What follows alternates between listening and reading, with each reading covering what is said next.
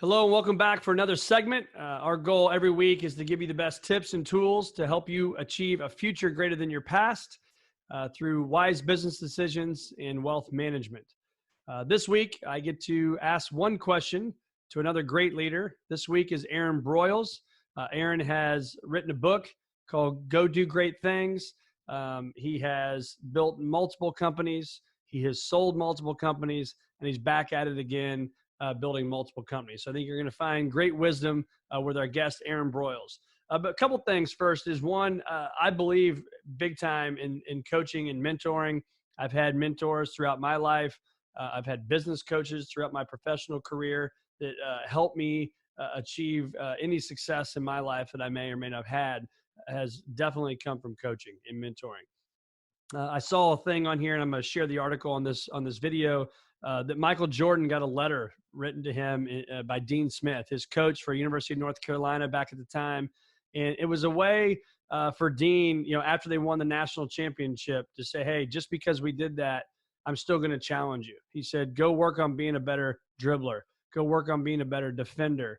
And all those things. And Michael Jordan has said in the past that he would not be Michael Jordan without Dean Smith. So I think coaching is critically important.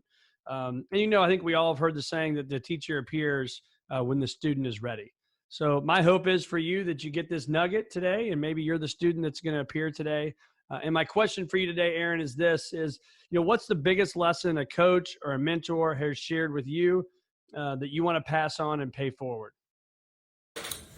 Brett, it's great to hear from you, and great question. I've received a lot of advice over the years as a business owner, some good, some not so good, but the best advice that I've ever received is the advice that I've observed in others, and particularly my father.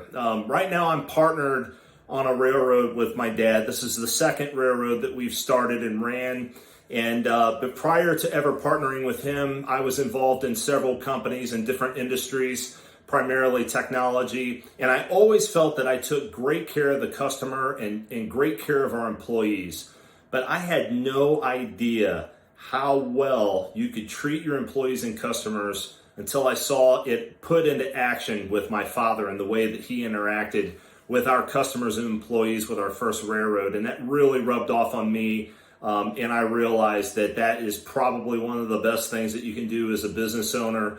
And it really became part of our DNA. And so I absolutely love having that opportunity to invest and pour into our folks. And so there's really three things that I've seen my dad do, and hopefully I've taken those same things and put them into practice. And the first one is building personal relationships with your team. I think that's extremely important. I think when your team realizes that you care about them, that you're concerned about their family and their well-being and their career, they tend to give their best. They tend to feel that they're part of a team, and I just think that's so important.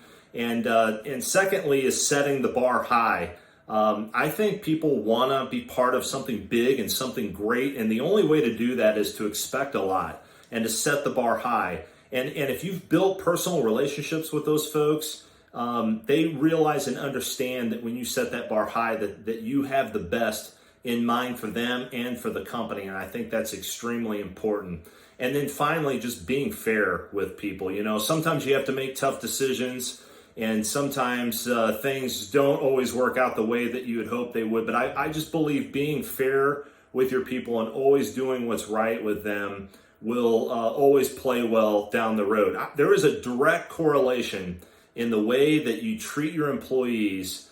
In turn, it will correlate to how they treat your customers. And so if you want to treat your customers well, I have found that by treating the employees well, by investing in them and motivating them and being behind them 100%, that just directly translates to how they interact with the end customer. And I think that's extremely important. So that's the best advice I've ever received. No question, it's had a huge impact on me.